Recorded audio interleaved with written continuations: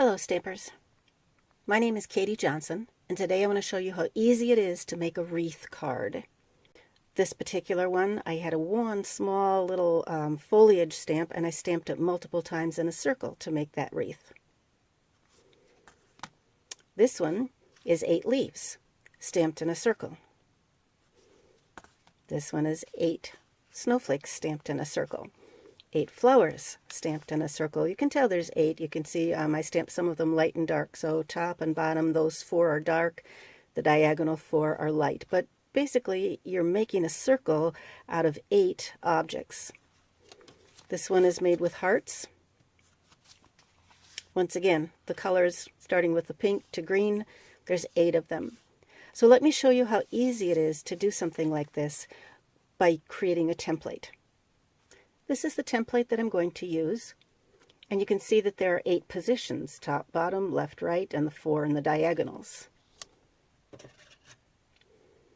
I created the template by cutting 2 squares, so I cut one square where the edges of the square were parallel to the edge of the paper, and then I rotated it 45 degrees to get that other 4 set of points. When you do this stamping, you need to work with a card that's the same size as the square that you cut in for your template. And it's a good idea to use a magnet to hold it in position while you stamp. What you want to do is to take your stamp, and this is a good size to use, the leaf and the heart, and you saw in the other samples were all about this size, and place it in a position. Once you're happy with where it's located, and I had ink on here, so that's probably going to mess things up. Close your lid, mount it.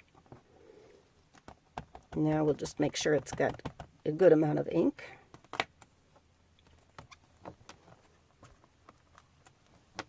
And then to create the 8 other positions, you just rotate that piece of paper within the template, one corner at a time.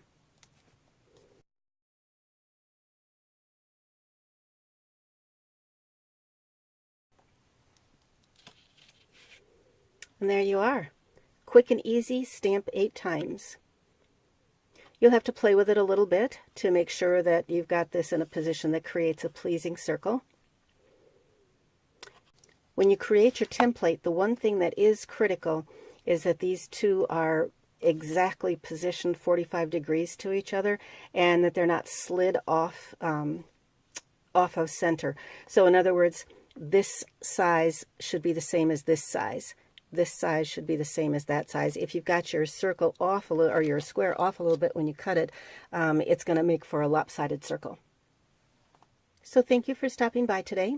I hope you enjoyed something. I hope I inspired you to go play. If you liked it, please give it a thumbs up. Please share it with your friends. Please like, subscribe to my channel for more videos like this.